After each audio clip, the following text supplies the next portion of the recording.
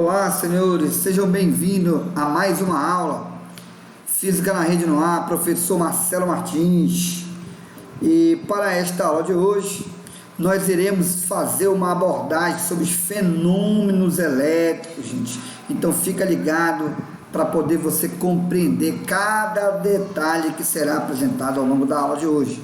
Só que a gente vai começar primeiro falando um pouquinho do funcionamento do eletroscópio. Gente, o eletroscópio ele é um dispositivo que ele apenas é utilizado para indicar a carga elétrica presente no corpo. Ele não é capaz de descrever se a carga que está presente sobre o corpo ela é uma carga positiva ou negativa, mas pelo menos ele acaba dizendo se o corpo, ou melhor, ele acaba indicando se o corpo que você aproxima diante dele, ele está eletrizado ou não. Nós temos dois tipos de eletroscópio. O eletroscópio de folha, que tem esse formato basicamente aqui, o eletroscópio pendular, ou de pêndulo, que é basicamente constituído aqui de uma haste, um fio isolante e uma esfera. E vamos ver como é que funciona basicamente esse indicador de carga por meio do eletroscópio de folha. Aqui eu tenho um GIF para mostrar para vocês, ó. E observa, eu estou aproximando um corpo eletrizado negativamente, eu não toco no eletroscópio, tá? Que eu tenho um eletroscópio caseiro. E observa que as folhas que estão lá embaixo, elas se abrem. É dessa maneira que eu consigo descrever se o corpo que eu estou aproximando, ele está ou não eletrizado. É através da abertura dessas lâminas que são colocadas aqui. Já um eletroscópio profissional, ele utiliza as lâminas de ouro. Então, uma vez que você aproxima um corpo eletrizado, eu observo a abertura ou não dessa lâmina. Caso haja abertura das lâminas, indica que o corpo que eu estou aproximando está eletrizado, não necessariamente negativo, tá, gente? Já o eletroscópio de pêndulo, eu aproximo um corpo eletrizado e como a esfera ela está neutra, todo corpo eletrizado ele tem a capacidade de atrair corpos neutros. Então, a partir do momento que a própria esfera se desloca da sua posição aqui, ó, vertical, tá? Então a gente observa que ela estaria sendo posicionada na vertical, e uma vez que a esfera ela se desloca formando um determinado ângulo com a vertical, isso acaba sendo um indicador que o corpo que você está aproximando, ele está carregado eletricamente. Mais uma vez eu reforço para ti que o eletroscópio não é capaz de indicar, tá, se o corpo que você está tomando proximidade dele está carregado positivamente ou negativamente. Para isso é necessário a gente fazer uma série de procedimentos para, descrever possivelmente o tipo de carga presente em determinado corpo, tá bom? Bem, e aqui a gente vai descrever um pouquinho a respeito do condutor quando ele estiver em equilíbrio eletrostático. Gente, todo condutor ele vai apresentar uma grande quantidade de elétrons livres. Por isso que eu coloquei aqui, ó, um condutor está em equilíbrio eletrostático quando no seu interior não há movimento ordenado de seus elétrons livres, porque o movimento ordenado dá origem a uma corrente elétrica, e não é o que eu pretendo estar falando para vocês a respeito dele, tá? Eu estou querendo, então, adequar um corpo em uma possível condição de equilíbrio eletrostático. Para isso, os elétrons que estão presentes na própria estrutura do condutor, eles estão num movimento extremamente caótico aqui, não tem um movimento ordenado, coisa que a gente vai ver lá no próximo capítulo. Mas então aqui os elétrons eles fazem presença, tá, no condutor em grande quantidade, inclusive, mas ele não tem um movimento preferencial. Por isso que eu digo que os elétrons livres eles ficam no movimento caótico. O que isso tem a ver?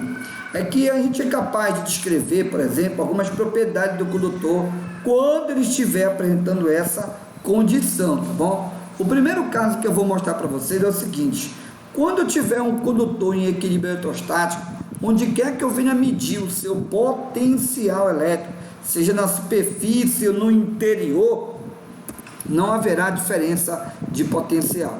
Então, o condutor em equilíbrio eletrostático, ele vai apresentar o mesmo potencial em qualquer que seja o ponto, desde que esse condutor ele esteja numa condição de equilíbrio eletrostático.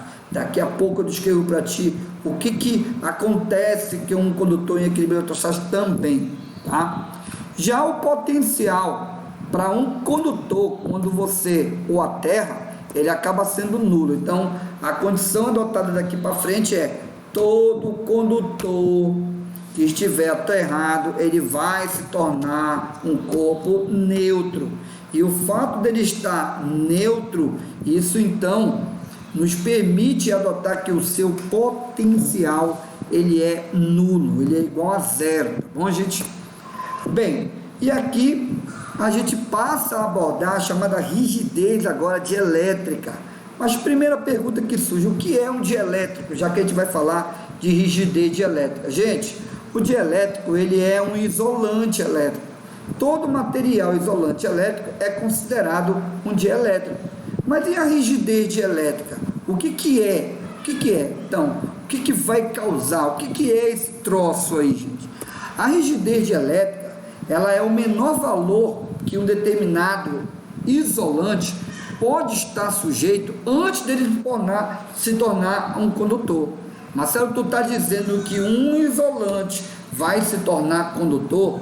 Perfeito, gente. É o que acontece inclusive com o ar. O ar, quando ele fica sujeito a um campo elétrico da ordem de 3 vezes 10 elevado a sexta Newton por Coulomb, sabe o que acaba acontecendo?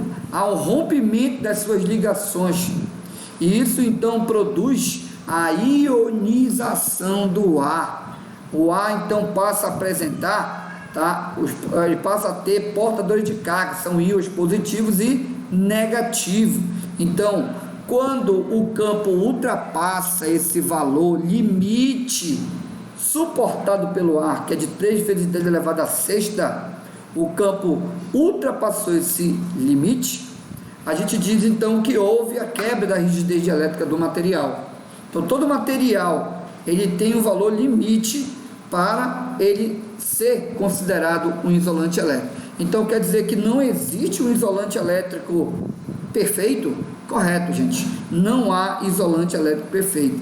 Todo isolante elétrico, ele suporta um valor mínimo antes de se tornar um condutor, tá bom? Que é o que acontece com o ar, que é da ordem de 3 vezes 10 elevado a sexta Newton por Coulomb. Lembrando que eu também posso encontrar esse valor assim, ó, 3 vezes 10 elevado a sexta volt por metro. Então, a gente diz que houve o rompimento dessa rigidez dielétrica do ar, e aí o ar se ioniza e torna-se um condutor, pessoal. É por isso que acontece as chamadas descargas elétricas aqui, ó. Então, durante um momento antes de chover, por exemplo, isso é melhor presenciado, eu diria que há um grande processo de eletrização da própria nuvem com o ar e da nuvem com outra nuvem carregada. Então, essa movimentação produz aí um atrito que gera uma aglomeração de carga gigantesca, tá, nas periferias da nuvem, e que acaba induzindo cargas elétricas na Terra, criando uma gigantesca região de campo elétrico. Então, é como se a nuvem se eletrizasse na sua periferia negativamente e aqui na Terra induzisse cargas negativas. Então, aqui estaria, sendo formado uma grande região de campo elétrico. E o ar que está aqui preenchendo esse meio, ele acaba sofrendo a quebra de suas ligações, possivelmente então ionizando, o que pode então formar canais condutores de carga. E uma vez que esses canais acabam interligando a nuvem à Terra, aí é que ocorrem as chamadas né, descargas elétricas. É assim que o processo ele acontece, tá bom? Bem, mas é importante a gente diferenciar aqui alguns elementos. Por exemplo, o que nós vamos estar definindo como sendo o raio? O raio, pessoal, não é aquilo que você enxerga. Aquilo que você vai enxergar, aquele clarão, aí o ruído produzido, já são dois elementos diferentes. O raio, ele é uma faísca elétrica, inclusive invisível. Não tem como a gente conseguir perceber, tá? Inclusive a formação dele. A gente consegue ver os efeitos já dele, que nesse caso é o relâmpago, né? Que é a luz produzida pela própria descarga elétrica. Então, no momento que ocorre o relâmpago, forma aquele clarão, que é a luz no céu, e depois é que vem, obviamente, o trovão, né? Por que o trovão vem depois do relâmpago? Gente, não tem como comparar a velocidade da luz com a velocidade do som. A velocidade da luz é da ordem de 300 mil km por segundo, enquanto que a do som é em torno de 340 metros por segundo. Não tem como a gente comparar esses valores. Por isso que a luz chega primeiro do que o som. Já o som gerado, ele é provocado pela brusca expansão do ar. Então, durante esse movimento de quebra das ligações das moléculas de ar, há uma brusca expansão formando então aí o trovão, tá bom? Já a densidade superficial é um elemento importante para a gente compreender o chamado poder das pontas. Então, na densidade superficial, o que a gente vai admitir? Que eu vou destacar aqui um determinado corpo constituído de cargas elétricas. Nesse caso, eu coloquei cargas positivas, e a densidade de carga que eu vou simbolizar pela essa letra sigma, ela é definida como sendo a quantidade de carga total pela área. Então a unidade aqui seria coulomb por metro quadrado, tá bom? Bem, então coulomb por metro quadrado são unidades. Para um condutor esférico, aí é óbvio que eu vou ter que adotar a área da esfera, né, gente? Então, se eu tiver um condutor esférico, essa densidade, tá, que é a densidade superficial, eu estou usando a letra sigma, ela vai ser a quantidade de carga dividida por 4πr quadrado, onde R, neste caso, é o raio da esfera ou o próprio raio de curvatura do material. O que a gente observa tendo essa definição inicial e essa segunda? A gente vai perceber que quanto menor for a área, maior vai ser a densidade de carga.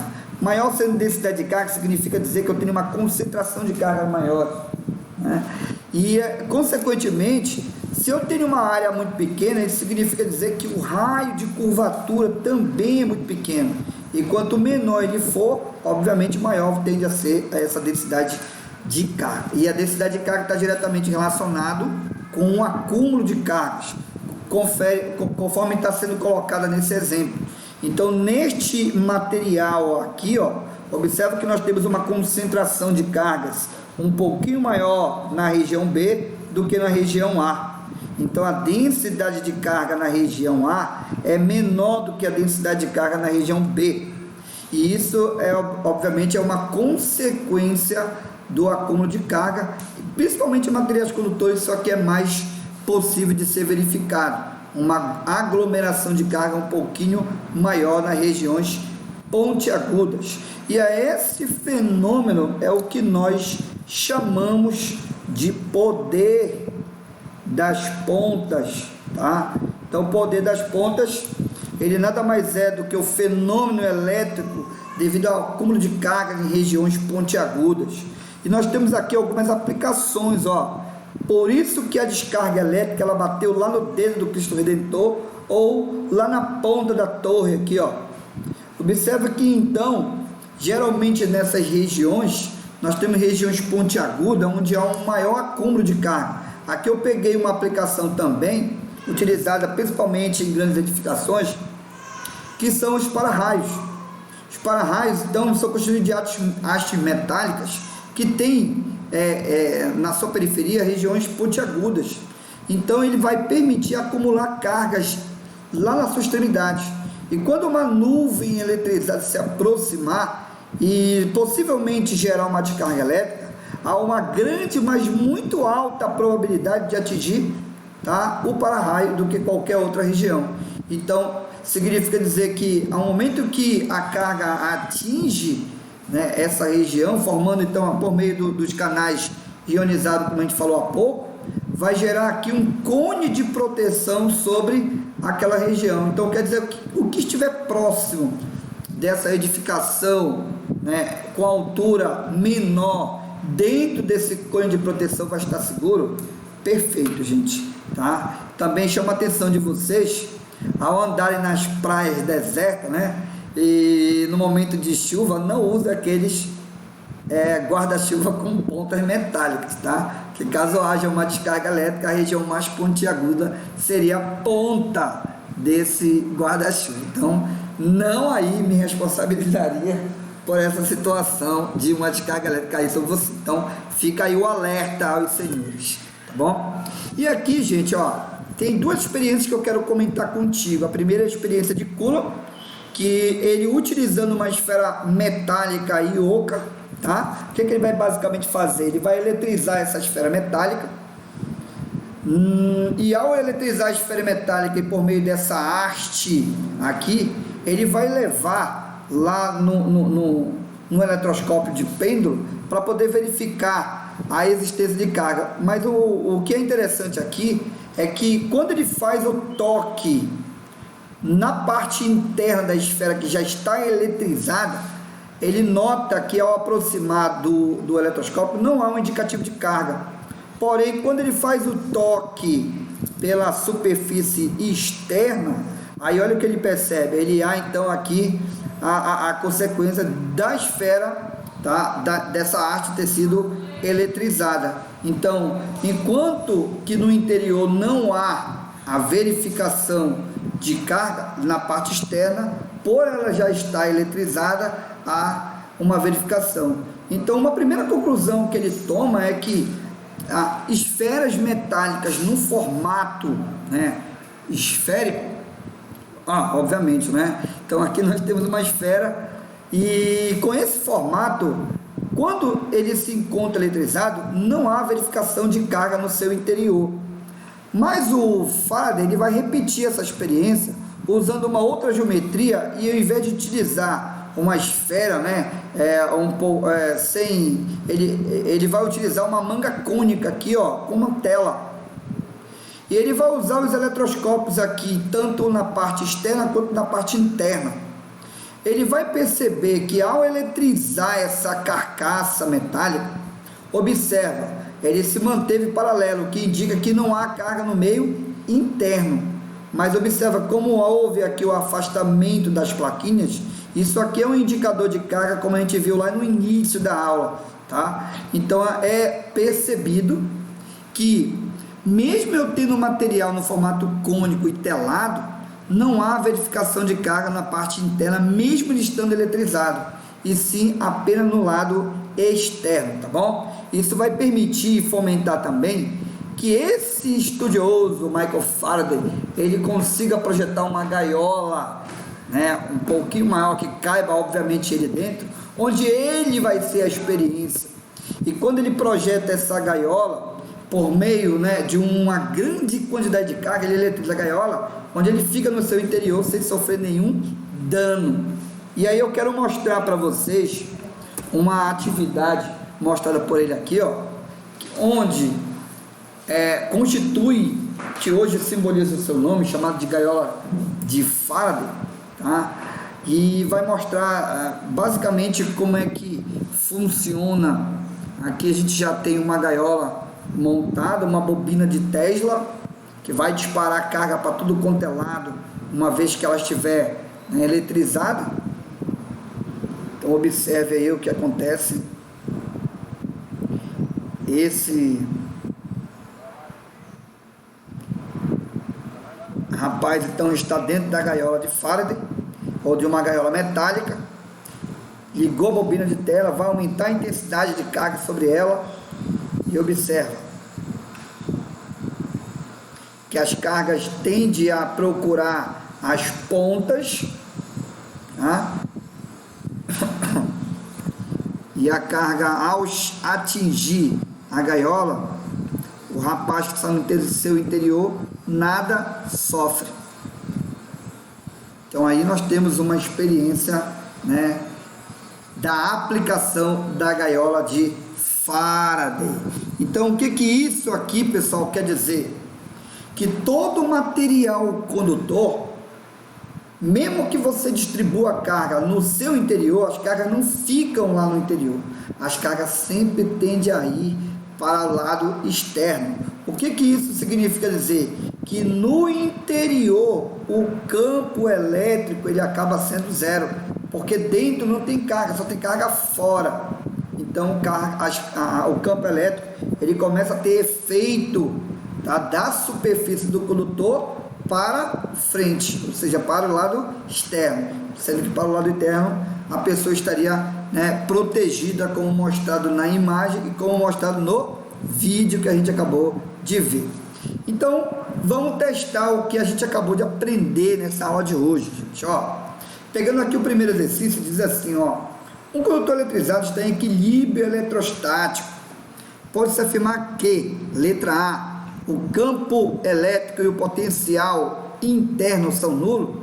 Não, gente, a gente viu que o potencial ele é constante, diferente de zero. Só vai ser nulo se ele estiver aterrado, que não é o caso, né, exposto no problema, tá bom? Ele está em equilíbrio eletrostático. Letra B, o campo elétrico interno é nulo e o potencial elétrico é constante, diferente de zero? Perfeito. Então aqui a gente já ficaria com a letra B. Para o condutor em equilíbrio eletrostático, tá?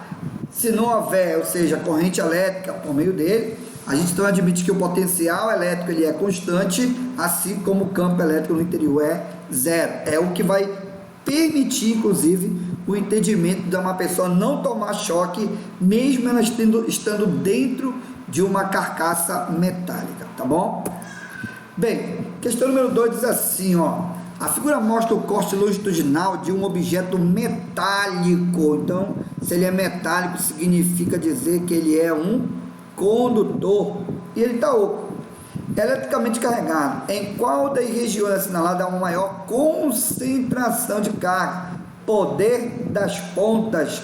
Então, a maior concentração de carga haverá na região mais pontiaguda. Por isso, a alternativa correta seria a letra E. Tá bom? Vamos para mais uma aqui, ó. Um dielétrico perde sua capacidade isolante quando submetido a um campo elétrico de intensidade mínima, tornando-se assim um condutor.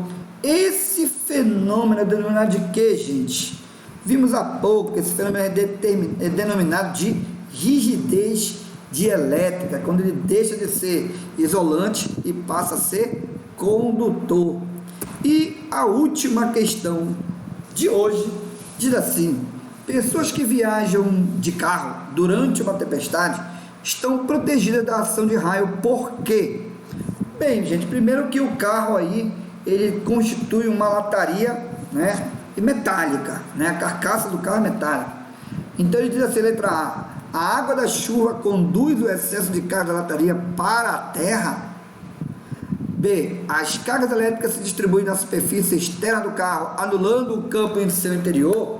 Eu ficaria já com a letra B de bola. As cargas elétricas se distribuem na superfície externa do carro, anulando o campo elétrico no seu interior. Então, o que eu estou falando aqui? Eu estou falando da chamada gaiola de Faraday, tá bom? Então, todas as outras situações que tem carcaça metálica, onde houver descargas elétricas, a gente vai ter proteção, tá bom? Porque nós estamos falando, obviamente, da experiência que ficou intitulada como sendo blindagem eletrostática. O fenômeno é blindagem eletrostática ou blindagem eletromagnética, popularmente chamada de gaiola de Faraday, tá bom? Então, moçada, eu espero que vocês tenham aí compreendido a mensagem de hoje. Os fenômenos elétricos que nós vimos nesta aula serão cobrados nas próximas atividades. Então, fique atento que a gente vai estar postando mais vídeos aqui, gente. Até mais. Tchau.